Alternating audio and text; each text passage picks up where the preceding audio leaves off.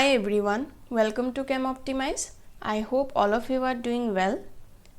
So इस channel में BSc 4th semester का CBCS सिलेबस का टॉपिक जो है कोऑर्डिनेशन कंपाउंड्स, उसका सीरीज़ कंटिन्यू हो रहा है और आज हम लोग स्टार्ट करने जा रहे हैं part 2 of this coordination compound series.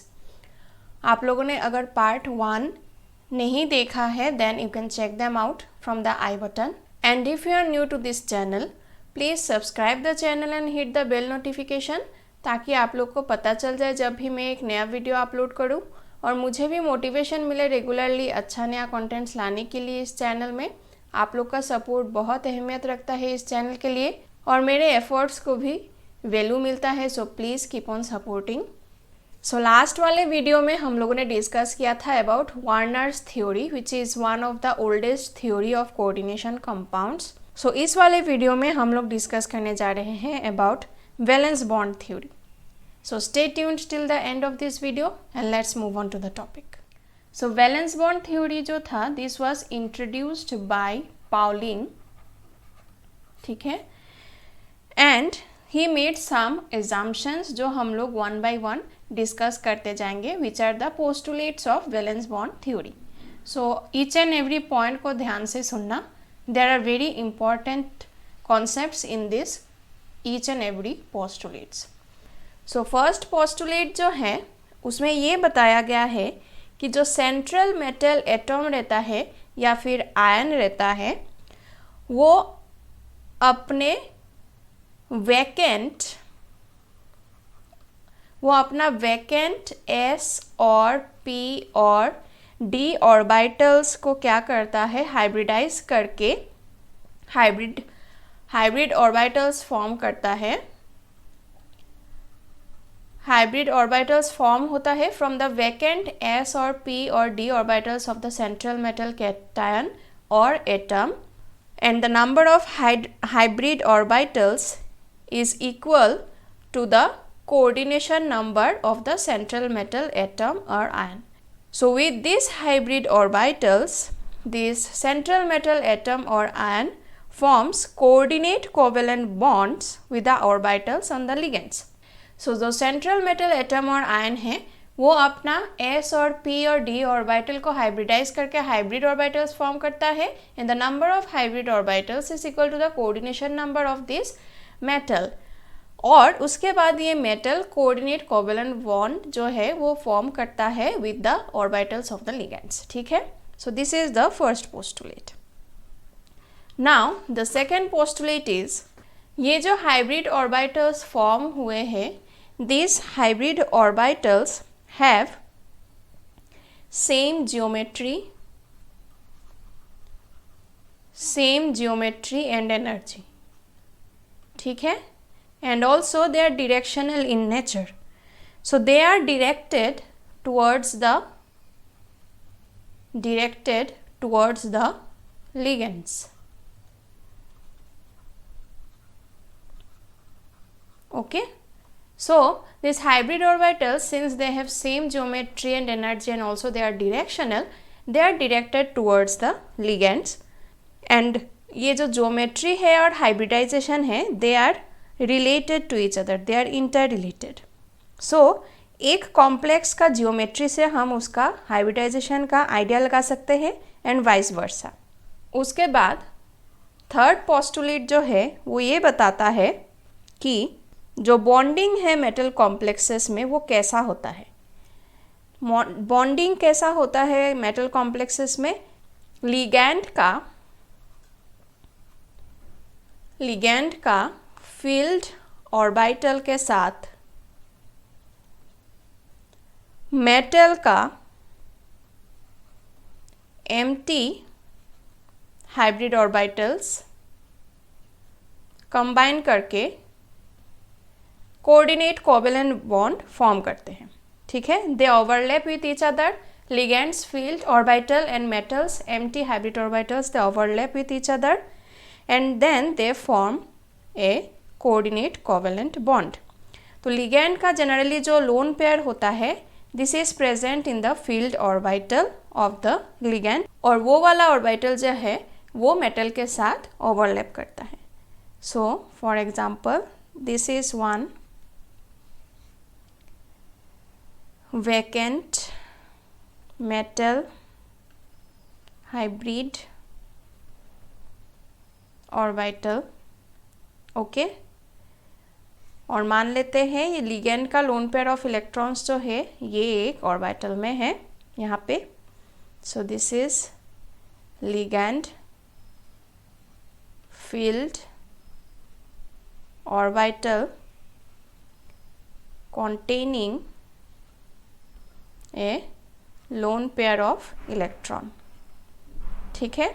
उसके बाद यहाँ पे इन दोनों में ओवरलैप होगा and this will form a coordinate covalent bond, okay. So this is the coordinate covalent bond, ठीक है। So this is the third postulate. Fourth postulate जो है वो हम लोग को ये बताता है कि जो मैग्नेटिक मोमेंट है, magnetic moment of the coordination compound जो है वो डिसाइड करता है हाइब्रिडाइजेशन और ज्योमेट्री ऑफ द कॉम्प्लेक्स, ठीक है। So magnetic moment and also coordination number, ठीक है। Magnetic moment and also coordination number decides the hybridization and geometry of the complex, ठीक है। So we can say that magnetic moment, coordination number, hybridization and geometry are interrelated, they are related to each other, ठीक है। So ये अगर हम लोग को magnetic moment के बारे में आइडिया है then we can ascertain the nature of the complex, उसका ज्योमेट्री कैसा होगा, उसका हाइब्रिडाइजेशन कैसा होगा, ये सब हम लोग को पता चल जाएगा।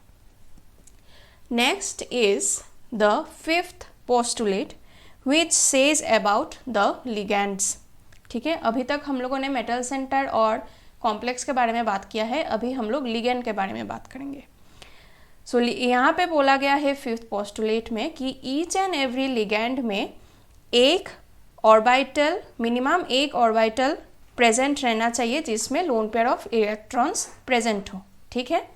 So at least one orbital should be present in the ligand which will contain the lone pair of electron, ठीक है।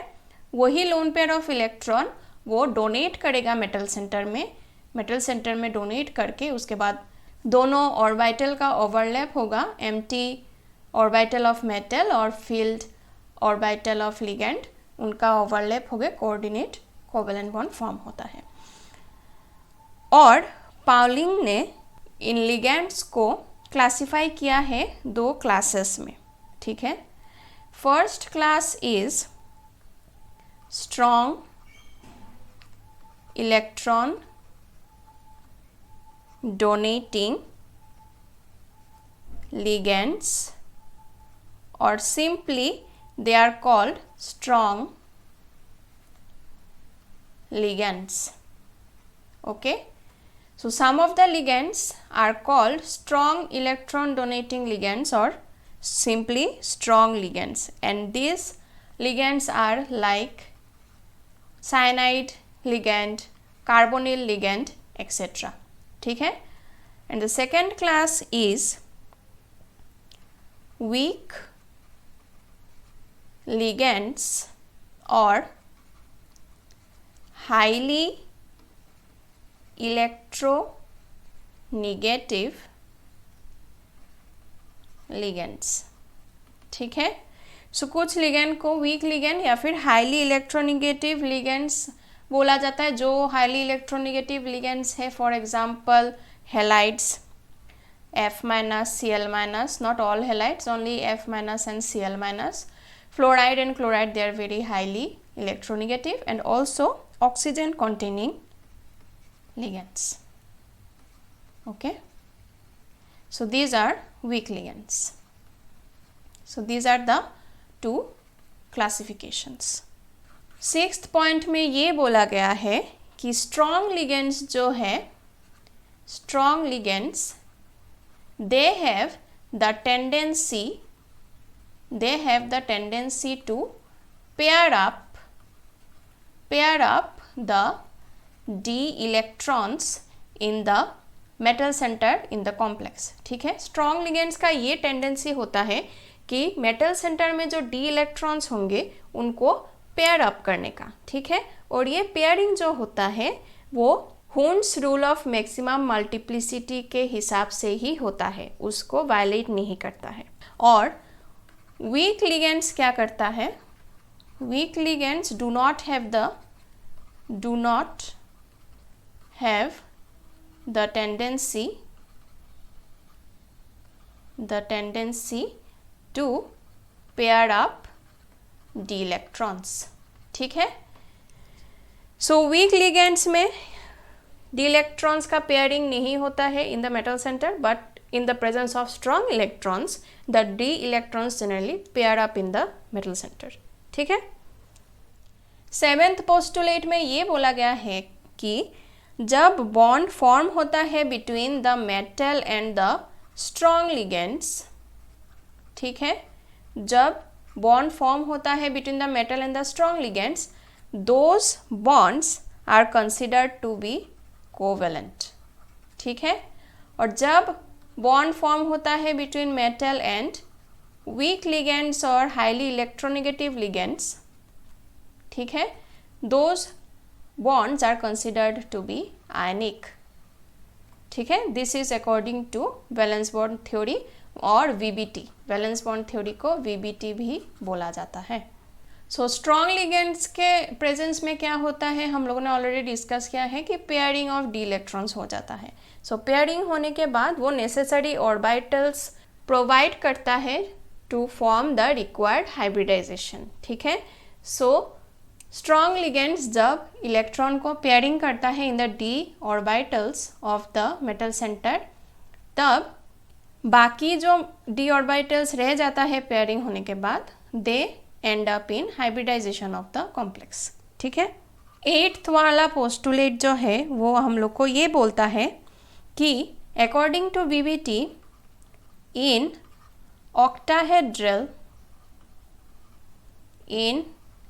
ऑक्टाहेड्रल कॉम्प्लेक्सेस जनरली जो मेटल सेंटर है उसका दो टाइप ऑफ हाइब्रिडाइजेशन पॉसिबल होता है.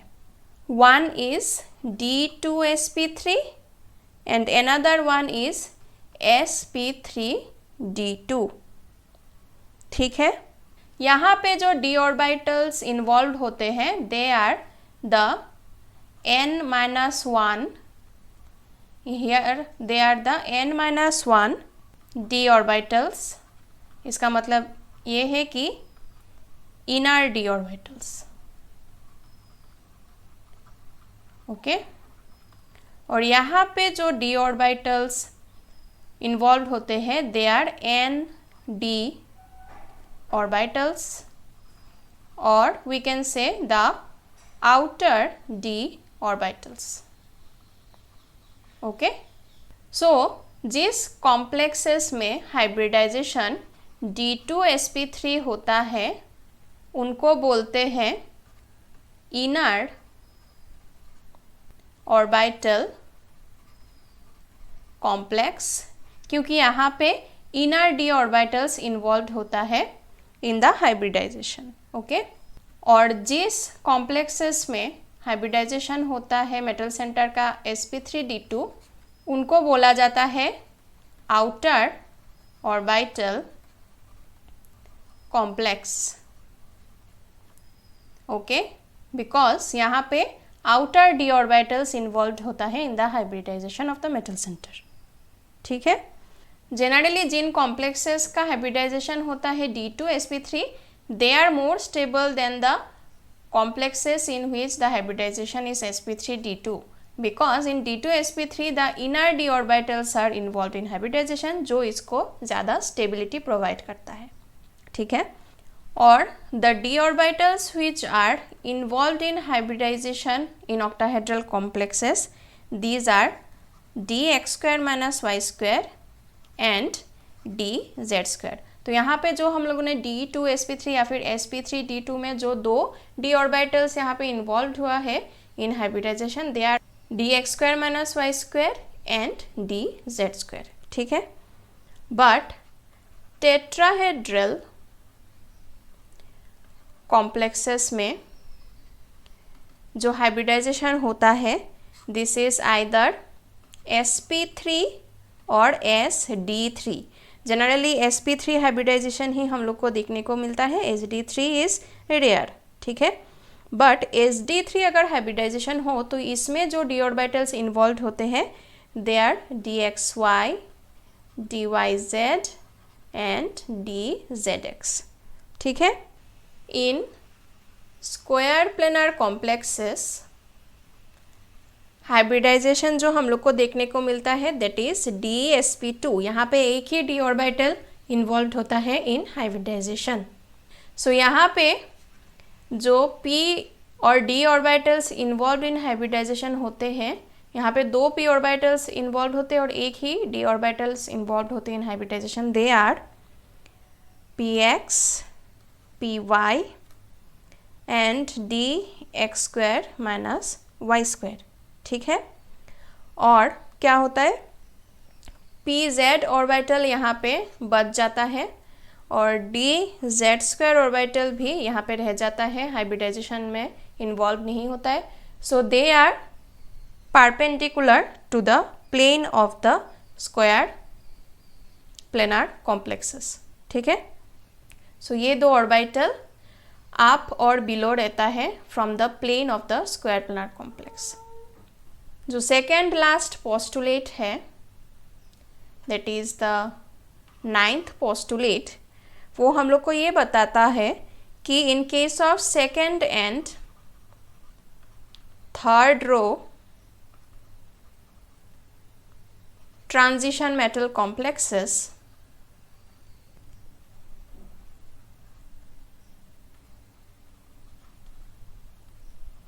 जो d ऑर्बिटल्स यूज होता है in the hybridization, they are n-1 d orbitals.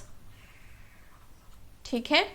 So in second and third series transition metal complexes n d orbital use नहीं होता in hybridization, only n-1 d orbital use होता है in hybridization, because in case of second and third row transition metal complexes n d orbitals जो होते हैं, they are too diffused, too much diffused to bond well. तो अच्छे से bond नहीं कर पाते हैं because of the too much of diffusion in the n d orbitals of second and third row transition metal complexes. तो यहाँ पे सिर्फ n-1 d ऑर्बिटल यूज होता है in hybridization. Second and third row transition series के लिए n d orbitals होता है 5d और 6d, and these are very diffused in nature. Because of this very diffused nature of these orbitals, they can't bond well, और इसलिए हम लोग को सिर्फ n-1 d ऑर्बिटल्स मिलता है इन हाइब्रिडाइजेशन. ठीक है. और लास्ट पोस्टुलेट जो है उसमें ये बताया गया है कि अगर कॉम्प्लेक्सेस में वन और मोर अनपेयर्ड इलेक्ट्रॉन्स रहे, ठीक है, then it is known as paramagnetic complex. और अगर कॉम्प्लेक्सेस में कोई भी अनपेयर्ड इलेक्ट्रॉन नहीं है, zero unpaired electron, then it is known as diamagnetic complex. ठीक है. सो ये सब थे postulates of valence bond theory. और भी बहुत कुछ इम्पॉर्टेंट टॉपिक्स हैं इन वैलेंस बॉन्ड थ्योरी जो हम लोग अपकमिंग वीडियोस में डिस्कस करते रहेंगे. सो प्लीज़ स्टे ट्यून्ड और आप लोग को अगर इन वीडियोस का कंटेंट्स अच्छा लगे then please make sure to subscribe to the channel and share the videos among your friends. आप लोग का थोड़ा एफर्ट मुझे बहुत मोटिवेशन देगा to create more new videos, regular videos in this channel. आप लोग को इस लेक्चर का PDF नोट्स डिस्क्रिप्शन बॉक्स में मिल जाएगा। And for more information and regular updates आप इस चैनल को फॉलो कर सकते हैं इन फेसबुक एंड टेलीग्राम। और कोई भी अगर डाउट रहे या फिर सजेशन रहे या फिर फीडबैक रहे, please feel free to comment down in the comment section. I will be very glad to address them. Thank you so much for watching.